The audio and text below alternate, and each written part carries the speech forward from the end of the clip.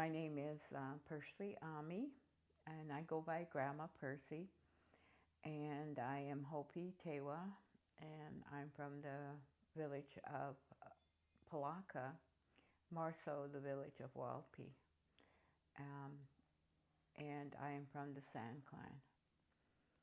And at this point in life, there's so much that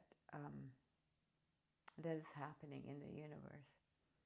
And I think that the chaos and everything that's happening right now is has many, many, many levels of awareness and reminders of things that we have forgotten about.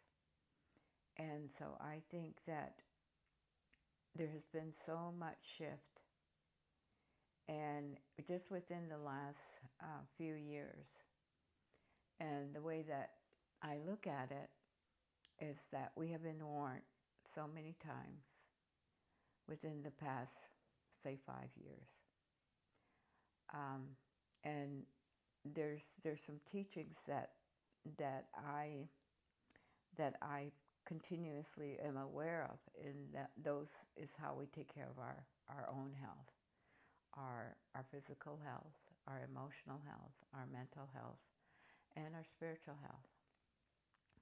And I think the first warning came with our physical health, was we become too comfortable. So, and I think that's why we got COVID, was because it was a reminder that we needed to be more aware of when we lax in our behaviors, and then things can happen to us. So our physical well-being was attacked by this disease that made us start looking at cleanliness, about the air we breathe, about how we relate to people, how we interact with people.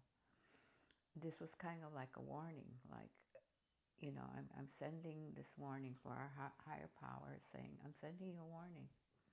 You know, let's see what you do with it. And a lot of people didn't heed the warning. So physically, a lot of people perished. So then we get into a whole body of chaos, where all of a sudden we're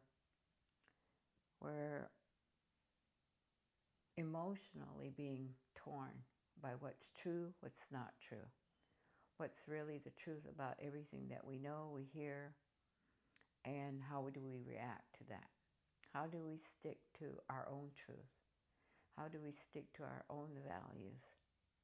How do we practice those? And are we strong? Because now our mental well-being is, and emotional well-being is being challenged. So one thing that I saw during COVID, that the two biggest things that I became aware of was that people were upset because the gyms and the churches were not being allowed to be open, you know. And I kept thinking, of all the things in the world, those are things we really don't need if we have disciplined it ourselves. To take care of our bodies, to exercise. You can walk in your own house, you can do a sit-up, you can lift weights, you can do anything physically. You don't really need a gym. And if you know how to pray, and if you know how to connect to a creator, you don't really need a church. And if you know teachings that are inspirational, that remind you of how you're supposed to be, why do you need somebody and some place to go? So is this like another, this to me was another warning of things that we have pushed aside. And so now we're into the last, like what I look at as the final warning, and that's our spiritual health. Our spirits are now being under examination, for lack of a better word. What is our spiritual well-being? Because that's what's going to hold us through what we're about to encounter And this lack of belief in a higher power, lack of belief in something, to me what I say is things that are not seen. And that's because a big debate is that because we are a society that has to have proof of everything. And there's some things that we have to just believe in. And when we have not learned how to just believe in it, and that's what we're being attacked with. And I've been thinking about this thing about cyber.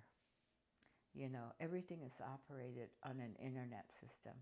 You know, I get things transferred to my bank account. I don't ever see it. I don't know what it's about. You know, but I have to believe that it's happening. So why can't we do that with God? Why can't we just believe that? Because we can't see it. We can't see this, what people are referring to, the cyber attack. Somebody can literally kill us and we will never see them. But yet it is something that we're willing to believe in. But the thing that's going to save us is the thing that we're not willing to believe in. So it's like, now is the time for us to go back to our traditional values, our traditional beliefs. What were we taught?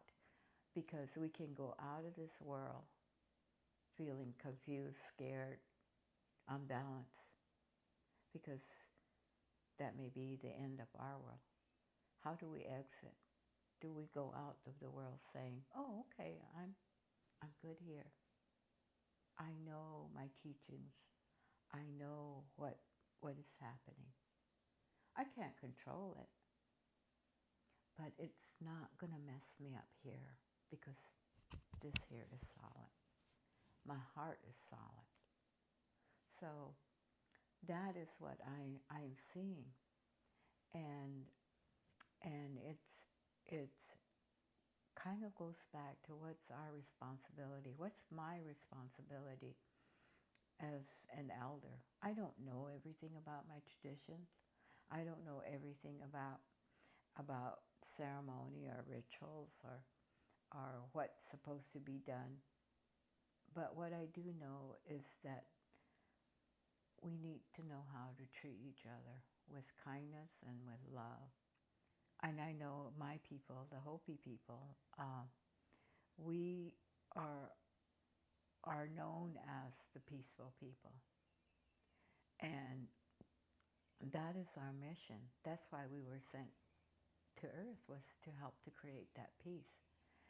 But having been influenced by other influences, we have lost that.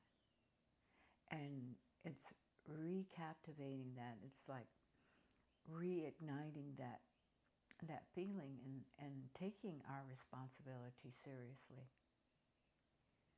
That I think is going to start the ripple effect on how do we move forward. We may not be able to accomplish much, but it only takes, a movement. And one of my philosophies is even the flap of a butterfly wing can change the universe. And that is, I believe that, is that one thought can change the whole trajectory of what we're seeing. And if we're unbalanced here, then that ripples out. So if individually we can all be at peace, we can all share this whole philosophy of love and kindness, pretty soon we'll all come together collectively. How do we treat somebody who has a heartbeat? How do we treat them? Not measuring them by the outside, but measuring by the connectiveness of our hearts. That, I think, is our next lesson. And how far can we take that lesson and that teaching? And it doesn't come from us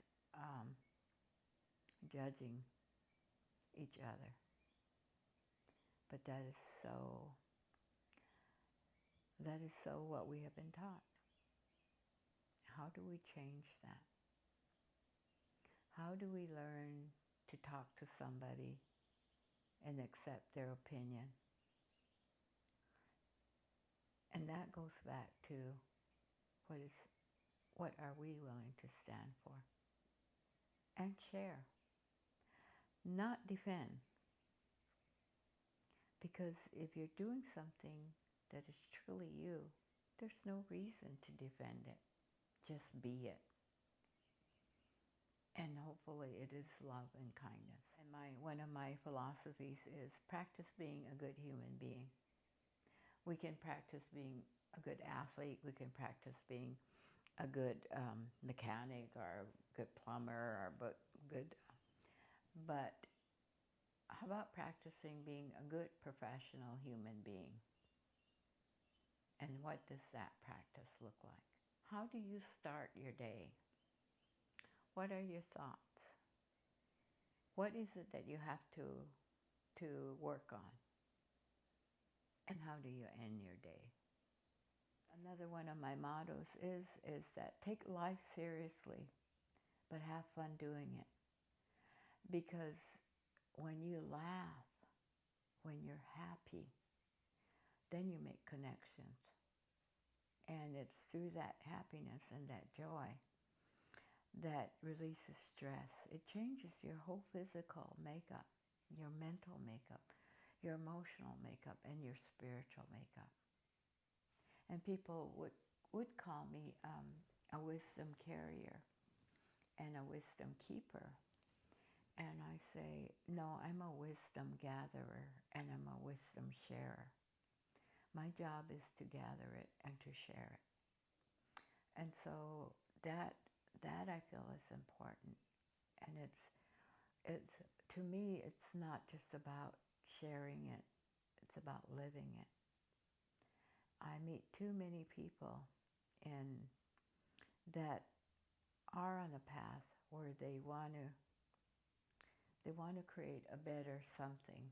And I have to be careful how I say this, is that if you want to do spiritual work, be a spiritual person. And I meet too many people who mix spirituality with personal and financial gain. And that, to me, is they're almost in opposition of each other. And when we do that, then we create disharmony, not only for ourselves, but for the people that have given us their trust and have given us their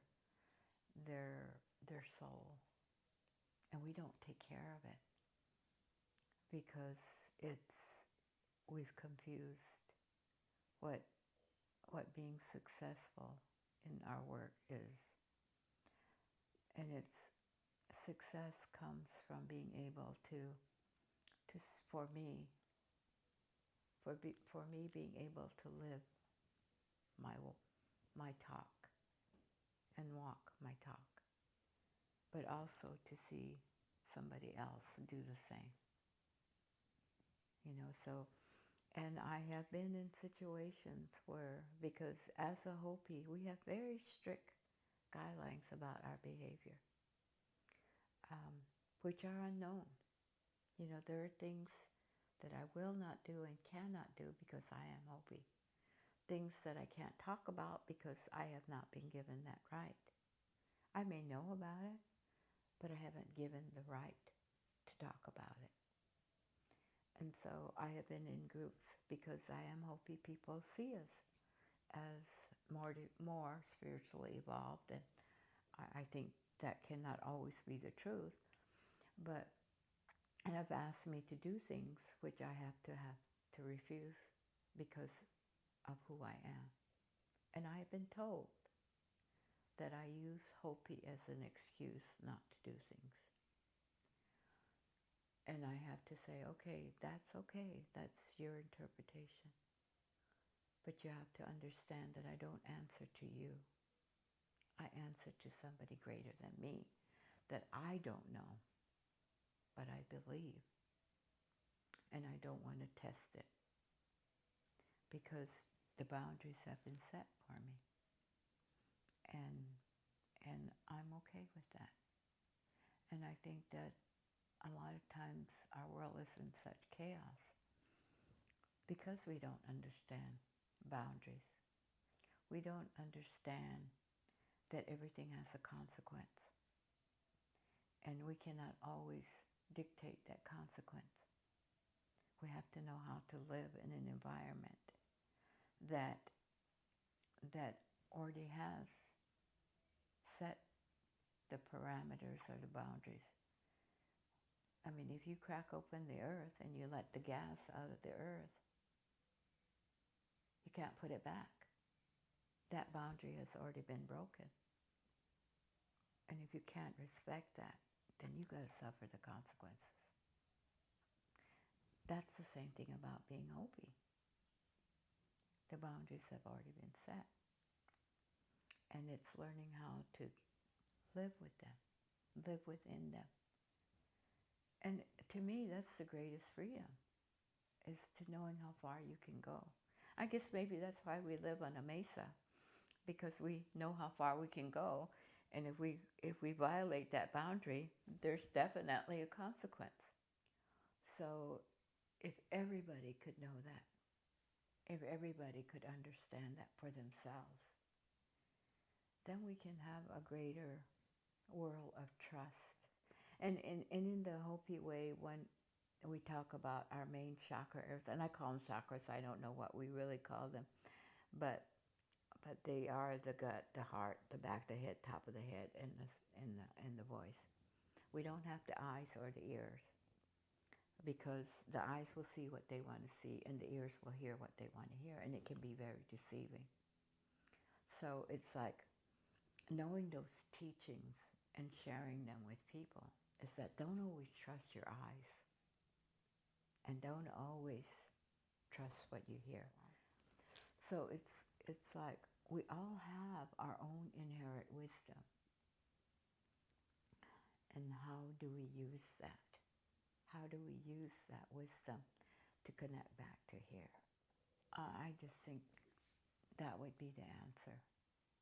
And I've been really into, because Desmond Tutu just recently passed away, but the relationship between the Dalai Lama and Desmond Tutu is just so inspirational. It's just like, how do we engage with people that are different from us, and that one is a Christian and one's a Buddha, and yet they have such a loving relationship. It's not about religion, it's about how you practice what that religion stands for. And one thing that they were talking about was that concept that also was shared by Nelson Mandela, and that was Ubuntu, that I am only me through you. If we can embrace that concept, that I only exist because you exist, well, how would I treat you if you were the way to my existence? Yeah. It's taking these wisdoms from all over, taking what you can use. And I would say, yeah, I'm going to steal that from you, because it makes me a better me. And if, the philosophy of reincarnation doesn't work for me, well, then I don't pick it up.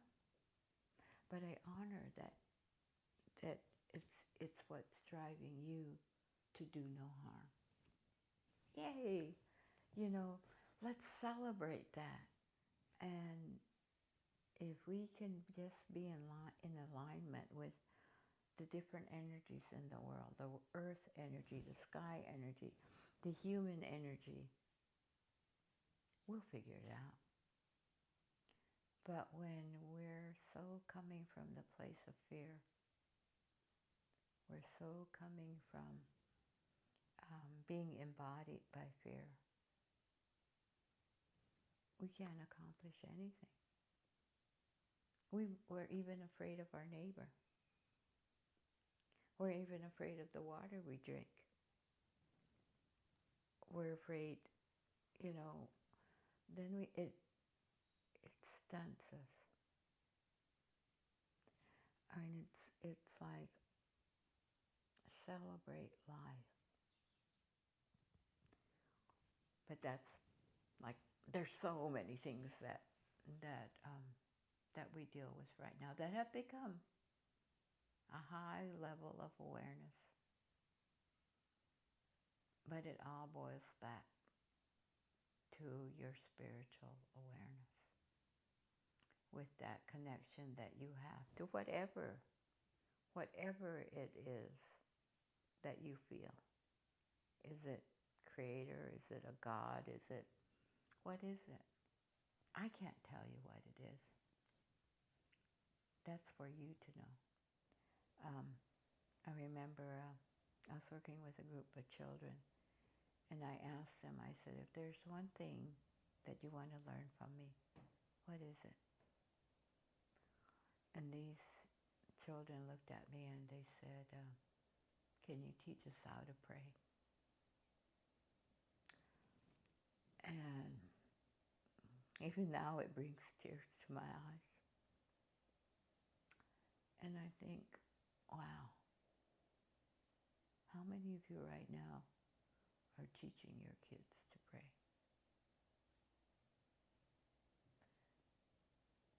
And truly pray.